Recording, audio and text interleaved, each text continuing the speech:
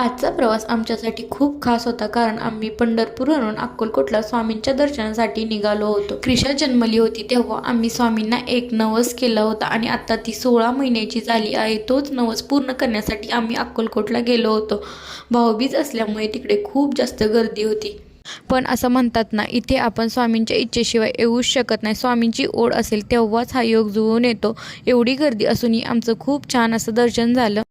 दर्शन घेतल्यानंतर मी स्वामींची छान अशी मूर्ती घेतली. त्यानंतर तिथेच काही थोड्याफार वस्तूही घेतल्या. विशेष म्हणजे एवढी गर्दी असूनही आम्हाला प्रसाद मिळाला. प्रसाद घेऊन आम्ही स्वामींपाशी थोडेफार फोटोज काढले. श्री स्वामी समर्थ.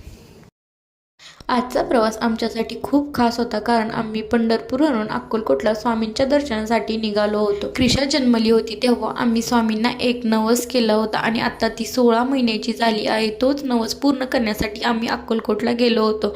भाऊबीज असल्यामुळे तिकडे खूप जास्त गर्दी होती. पण असं म्हणतात ना, इथे आपण स्वामींच्या इच्छेशिवाय येऊच शकत नाही. स्वामींची ओढ असेल तेव्हाच हा योग जुळून येतो. एवढी गर्दी असूनही आमचं खूप छान असं दर्शन झालं.